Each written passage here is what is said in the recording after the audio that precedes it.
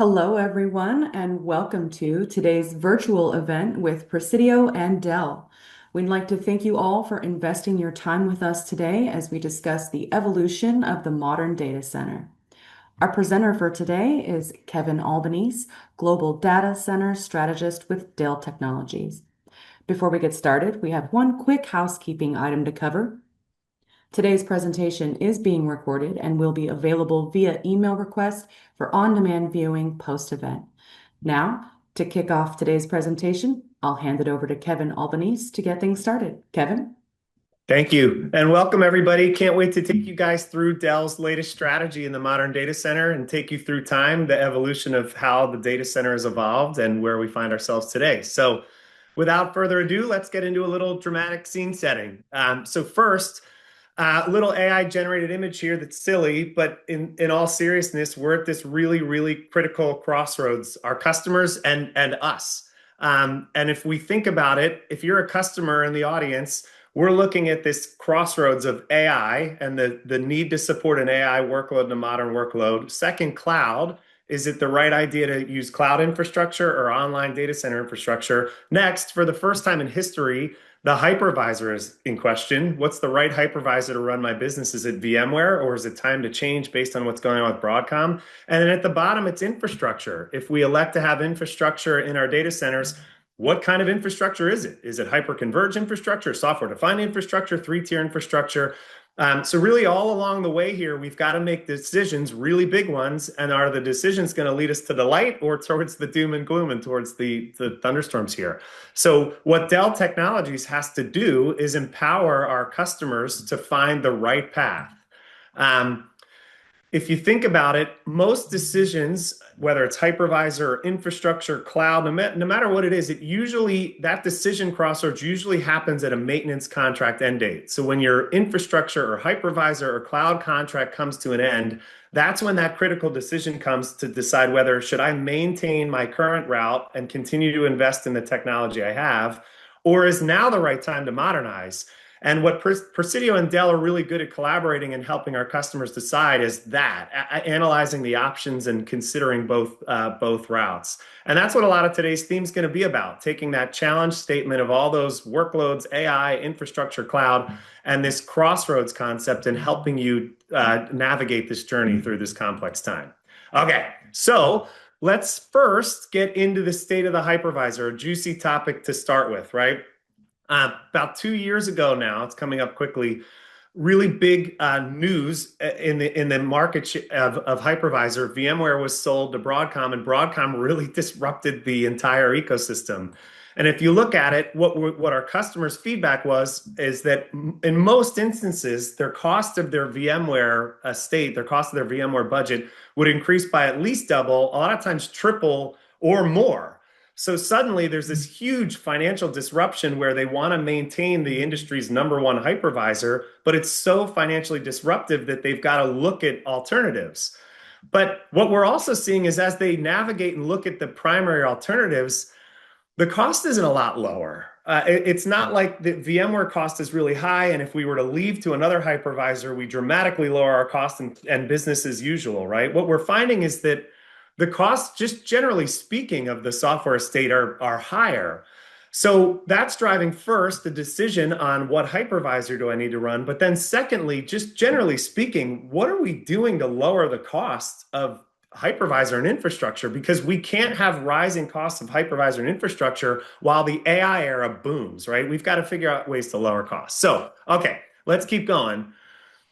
What our customers need and why we're excited to talk to you is that they're looking for a lack of bias. Right now, everybody is biased in this conversation around hypervisor and infrastructure. If you go to Nutanix, let's say, for infrastructure, the answer is always going to be that HCI is the right architecture and anything else is wrong.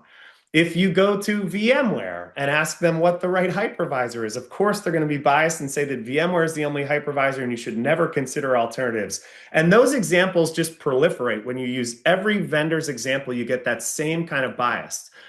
We have a different approach. So whether from a hypervisor perspective, you want a fixed or turnkey hypervisor outcome strategy, or you're looking for more freedom to choose and change hypervisor, or from an infrastructure perspective, you want hyper-converged, meaning compute and storage set together in a node, or disaggregated, meaning compute and storage, instead of being fixed, are independent from one another. Well, Dell has the whole portfolio to support that. So if you look at the primary hypervisors or the primary infrastructure architectures on-prem, we support it. And we proudly brag in a lot of times we're meeting customers, especially if you're meeting customers for the first time, that we not only have the portfolio, but we hold the number one market share position in both hyper-converged infrastructure and disaggregated. And we're really excited to talk through some of the portfolio today. And while our superpower is being unbiased, because we're happy to support our customers in whatever route they go, that doesn't mean we're not opinionated, right? And we're going to talk through those opinions and why we feel so strongly about those opinions. But we think that's the important first table setting, that we've got this unbiased portfolio approach to help you navigate this complexity. Okay, now let's talk about storytelling of the evolution of the modern data center, which is really the theme of today's presentation. So when we get to Dell's opinion, we first have to support it with some context and go back in time. So this conversation 40 years ago, the modern data center, would have centered around a presentation around direct attached storage. We would have invested in a couple of servers. Each of those servers would run an application on them, and we'd have internal disk drives to support each server and each application. And that was awesome, right? Like, enter the digital era where we could run digital businesses, and it was great. However, as time went on in that evolution, there was a need for change. And the need for change in the first modern data center evolution was I couldn't share storage across these internal disk drives. And if I can't share storage, I can't scale, and that was limiting my scalability, and all of a sudden the business was slowing. So there was evolution two, this concept of three-tier infrastructure, which is typically supported by mixed vendors. I had a server vendor and a server management console, a switch vendor and a switch management console, and a storage vendor, an externally shared storage platform with a storage console. And that too was awesome, right? Each evolution was great. There's nothing wrong with each evolution. They were unbelievable. In this evolution, I could share my storage, unlike I could not do that in the direct attach era. So business continued to boom. I continued to grow. I continued to scale in a way I couldn't before. But as you'll see again in the second evolution, there was challenges, right? Now suddenly I have this really big management complexity as I got larger, right? A vendor here, a vendor here, a vendor here. Those vendors usually don't like each other, but I'm cobbling them together and trying to scale a data center. So there was a natural need again for evolution. And in this third evolution of infrastructure, the modern data center, we found ourselves in hyper-converged infrastructure. And that also was an unbelievable evolution. Suddenly, I have a singular automation management console instead of three independent consoles that had no automation. And I have compute and storage from a single vendor engineered together. So naturally, I've dramatically simplified. I've introduced automation in my environment. Life is really, really good. And in this case, I had this really great support for the hypervisor, because when you go with a hyper-converged solution, the hypervisor and the technology are together. But again, the theme of the story here is I also introduced compromise. Now that I'm locked into, for example, VMware and most of these hyper-converged technologies, and VMware and Broadcom are raising rents at such a high rate that we can't even fund other initiatives within the data center, within the business, like, that's a problem to be locked in today. And another thing we investigated over the last decade is that when you break down the compute and storage, when it's hyper-converged together, you actually find out pretty quickly that you underutilize resources. You underutilize the compute in a lot of cases, or you underutilize the storage, or worse, you underutilize both of them. So you've got a lot of investment in this simple architecture, but you're not using it. So you're losing budget. And then with the increase of the hypervisor cost, you're losing budget, right? So it's like, man, when we find ourselves at this crossroads we talked about in the opening, we've got to make a decision at the maintenance end date of the hypervisor or the infrastructure, where to go. The question is, well, what's next if I'm in your shoes as a customer making this decision? Is what's next just sort of accepting our fate that hyper-converged is inefficient from a compute and storage and we have to lock into a hypervisor and that's that?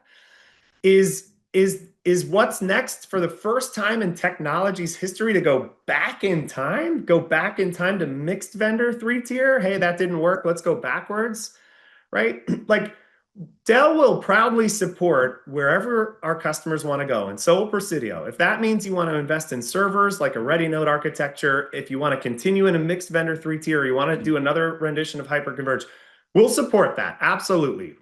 Opening theme, we're unbiased. But that doesn't mean we're not opinionated. And our opinion is that we need to go forward to the next evolution.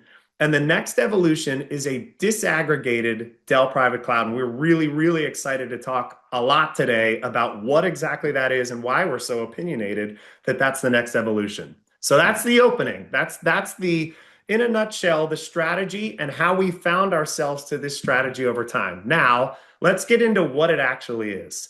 So the Dell private cloud, quite simply, is the best of both worlds, meaning it's the best of everything we came to love about Evolution 2, three-tier flexibility.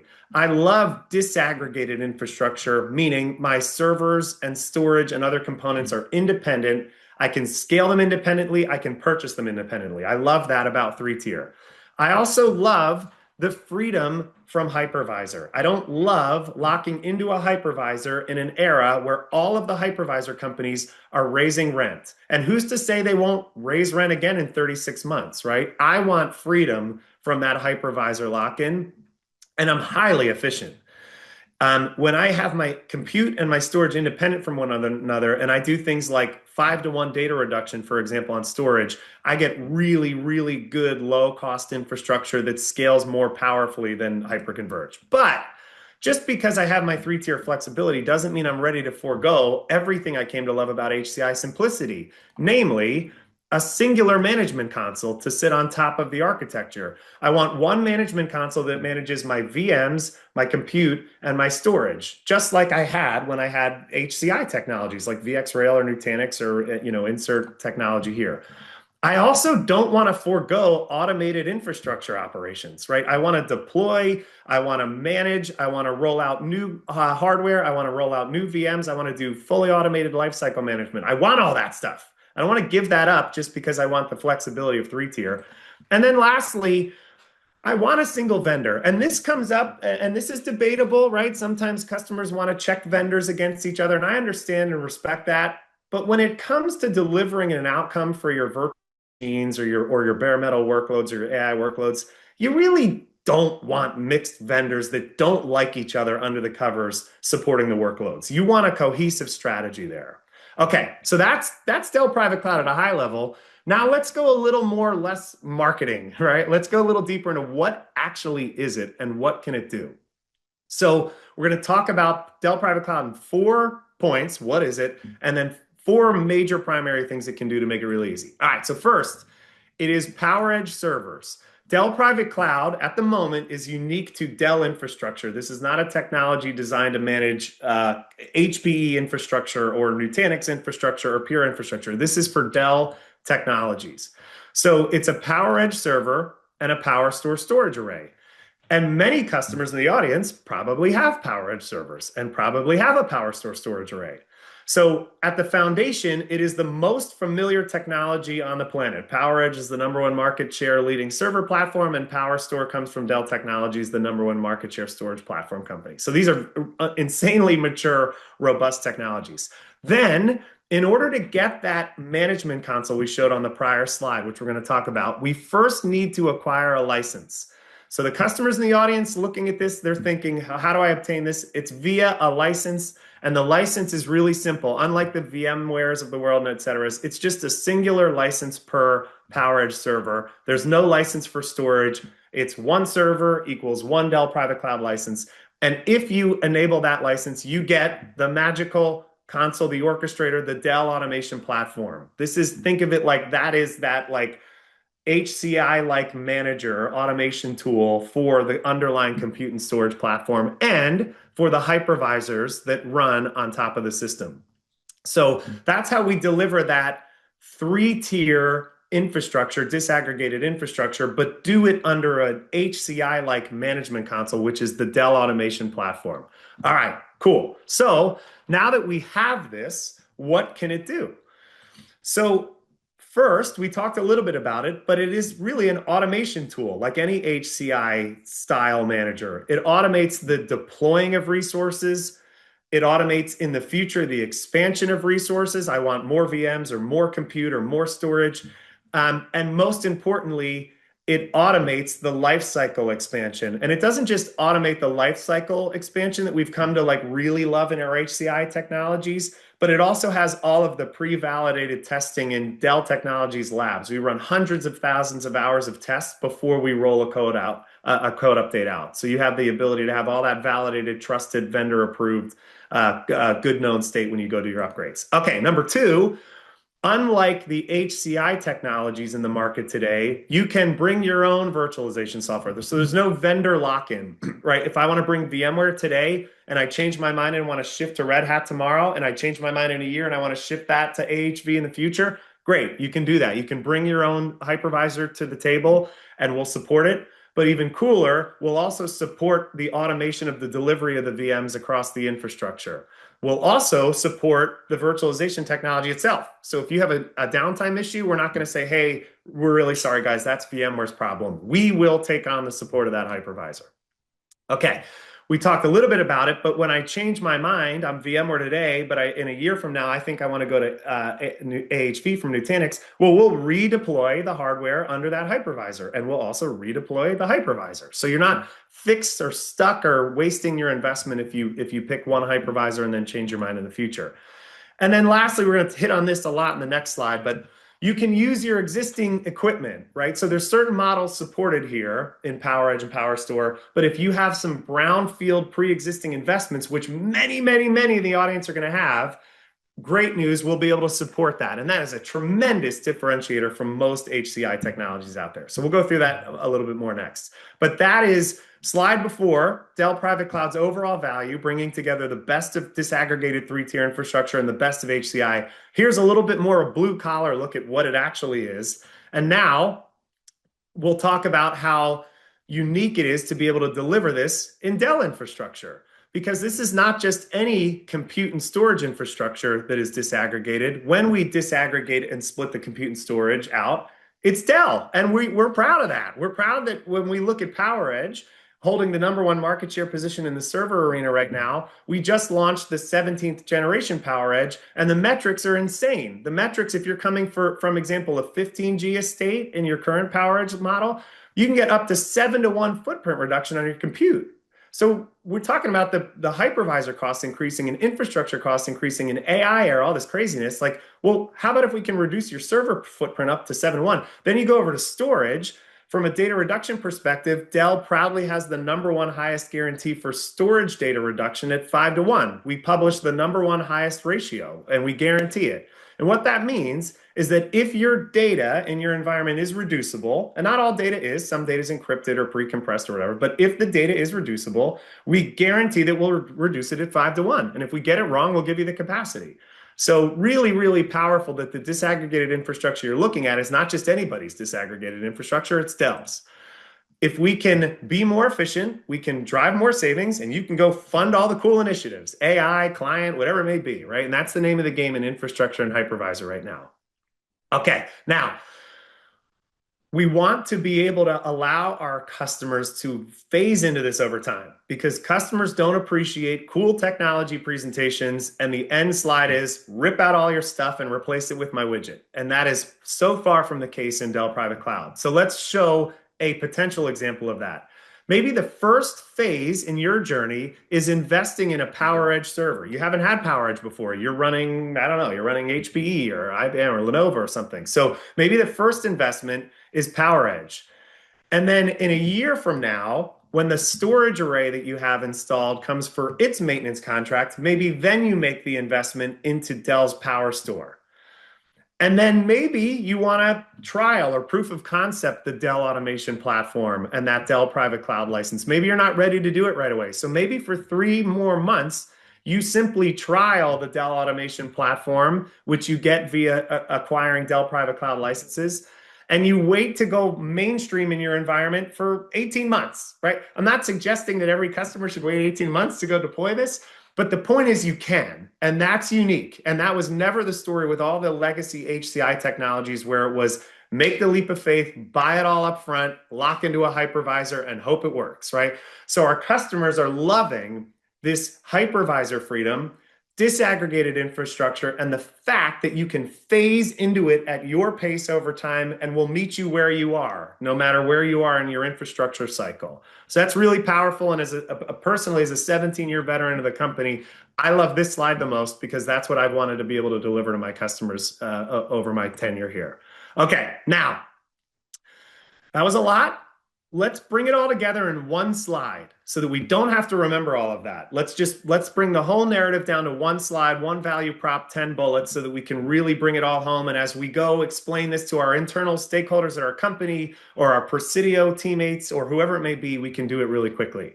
So the Dell Private Cloud is founded again on PowerStore Storage, which is a scale-up storage platform that doesn't just scale up its disk drives, but also scales out its controllers up to 20 petabytes of effective capacity. So really, really big, really powerful storage foundation.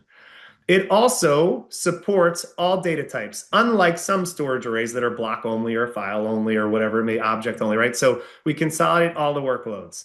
We talked about how we deliver that 5-to-1 storage data reduction guarantee. And when a new storage array comes out from Dell in the future, and you better believe it will, we will support the continuous modernization of the new controllers if you invest in the lifecycle extension program, which effectively gets you the newest, coolest controllers, non-disruptively upgradable into your current estate that you made investment in today. Great. That's PowerStore. That's the foundation in 5 bullets. Now, let's talk about more than storage, because having a storage array like PowerStore or Pure or NetApp or whatever it may be, these good storage companies that have these enterprise storage platforms, they need to deliver more than storage. It's not good enough in today's AI era, modern workload era, and hypervisor crossroads era to just be a good storage company. You need more. So we need to integrate compute into this ecosystem. And it's great if we do it with Dell, since they hold the #1 market share position and just launched the 17th generation platform. Next, we need to enable hypervisor freedom in an era where hyperconverged infrastructure technologies and hypervisors companies are trying to lock you into one. We need to enable hypervisor freedom. And we do. And we also support containers and bare metal and other kind of workload types. We need to defend that estate. It's not even good enough just to deliver storage and compute. We also need to deliver cyber data protection. So we integrate our 65-to-1 data reducing PowerProtect platform directly into PowerStore. And fun fact, you don't even necessarily need a traditional backup or data protection software, because our PowerProtect platform natively integrates into PowerStore, and you can do direct snap dumps right down to the data protection platform, and potentially eliminate some of that software you're investing in with Rubrik or Cohesity or whoever it may be.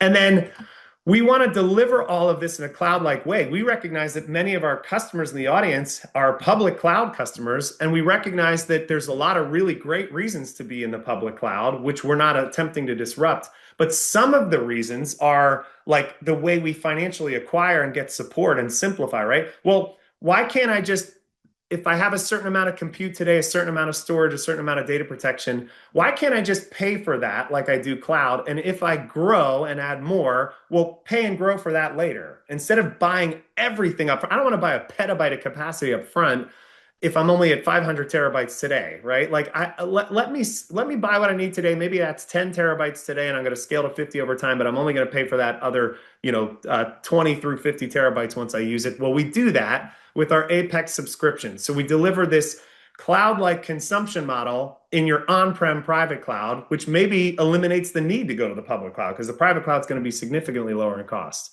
We also take the hypervisors, the storage, and the data protection and connect them to the public cloud. So if you need that hybrid cloud bridge, that hybrid cloud connectivity, we've got that supported.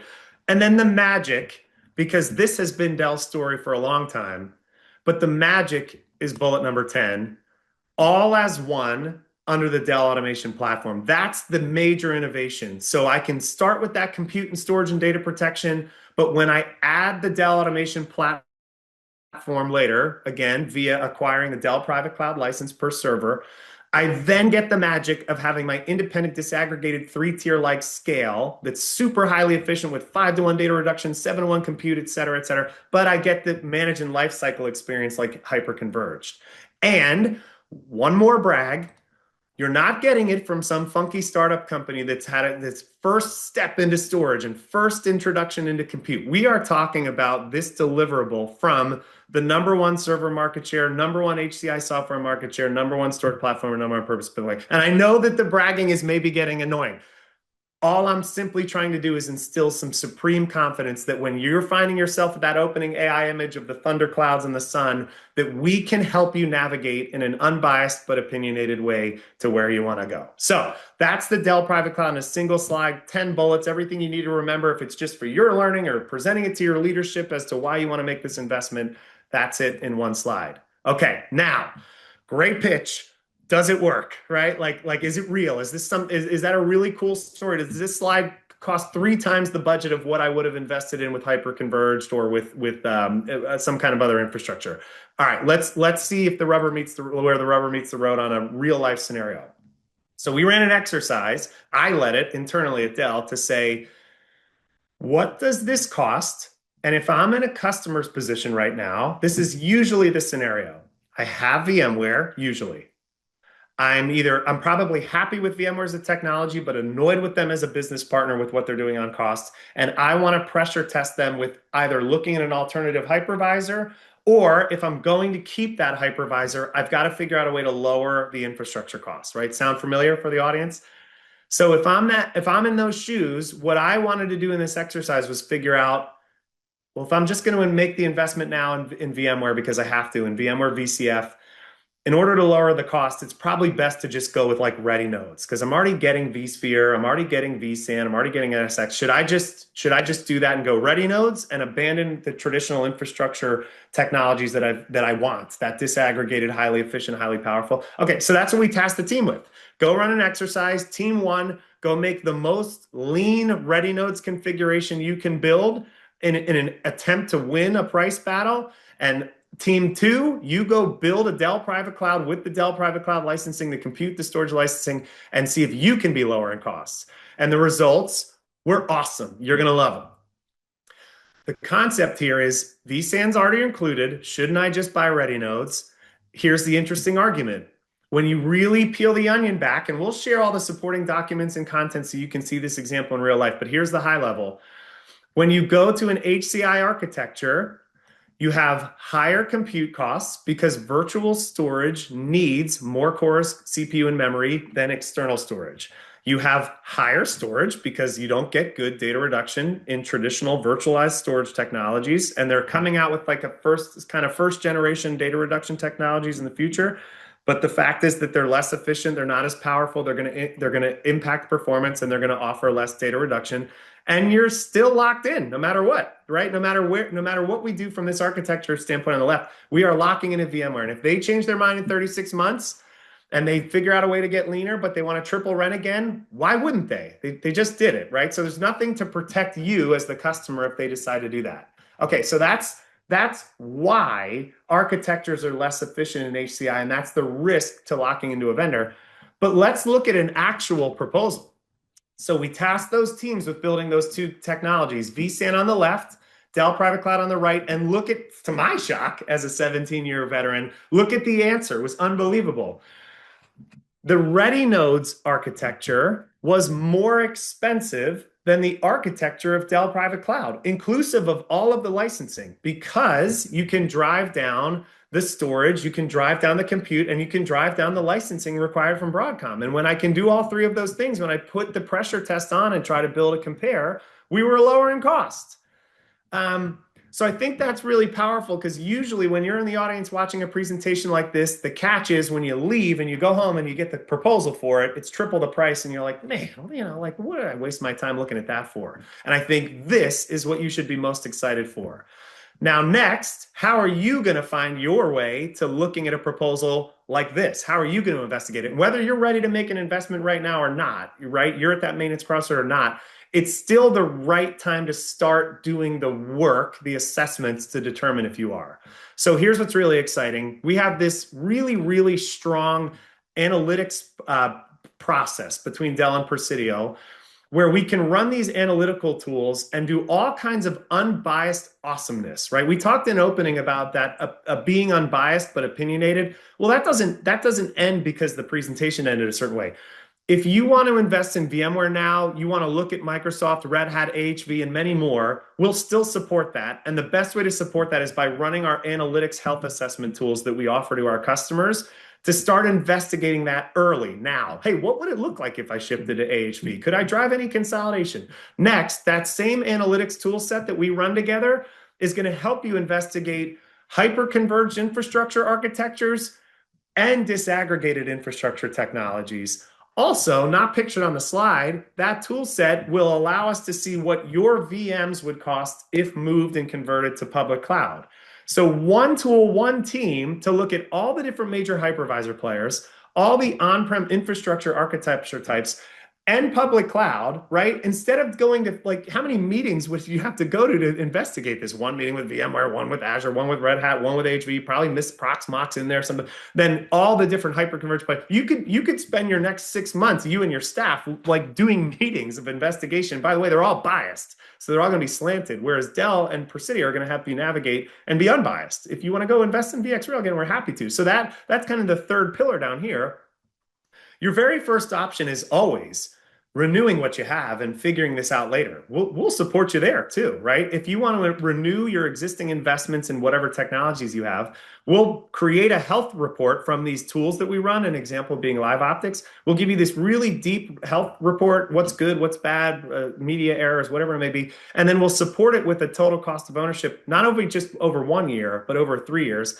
And that same tool set will create these options for what would a new hyperconverged look like. Maybe I want to look at VxRail one more time or Nutanix XC from Dell one more time. And it'll also be the same tool set that supports looking at new disaggregated infrastructure. So we've got one tool set to support looking at all of these different navigation options. And then what we'll do to really simplify, because we understand how complicated it can be for you as a consumer looking at options and navigating the pros and cons and getting prices, and you got all these different quotes and you're trying to figure it out. What we're really good at doing, our superpower, is then simplifying how you look at options. So we'll break our proposal out into this two-part proposal. Part one will be a profile all about your current state and current environment, right? What are your current assets? And what do you want to do with those assets over the next 2, 3, 4 years? What is the budget to renew those assets now and replace them later? Because your first option is always to renew and maintain what you have. What other critical business and IT technology AI initiatives do you have outside of the current infrastructure at Maintenance Crossroads? And then we talked about that free analytics assessment. Once we put that profile together for you, we'll then be in a collective team position to look at what proposal options make sense. We'll do a really nice job of recapping your current state challenges and goals and objectives and what the proposed future state could look like in an executive summary to the executives. We'll do really good work at building out the metrics before and after visuals. What does my current state look like in all the cores and CPU and memory and stuff? And what would the after look like, whether I'm ready to invest now or not? What would it look like? How does the total cost compare if I renew my current stuff now and replace it later versus making an investment in something new now? And hey, you mentioned that subscription thing where you only pay for the base capacities of compute and storage and backup and buffer later. Does that work for me? Is that going to help me in my total cost of ownership? And then all kinds of details on the investment summary reverse timeline so that it's a great business opportunity for both of our teams. So the guidance and wrap, I know that was a lot today. I hope you guys are as excited as we are about everything happening in the evolution of technology and everything going on with how we support our customers from actually considering these proposals and having a collaborative experience together. What's next? Meet with your local account team and start to discover your options. And again, I can't emphasize it enough. If it's not right now and today that you need to make the change, that shouldn't stop our progress from working together collaboratively on starting to identify what your scenario could look like so that we have lots of runway to plan for it and prepare as we deal with this crossroads of AI craziness, cloud craziness, hypervisor craziness, and infrastructure craziness. So thank you guys so much for tuning in and hearing our story. I'll pass it back so we can wrap. Awesome. Thank you, Kevin, for that presentation. And before we wrap things up, is there anything additional you'd like to add before we close? That's it. Technology's crazy. It's always changing. And the name of the game is how do we put ourselves in a position where we're not locked into anything? And I feel like we've got ourselves in a really great position to keep our customers free and flexible, lightweight, and ultimately lower cost as we navigate through the journey of the AI era. So thank you guys so much for tuning in. Awesome.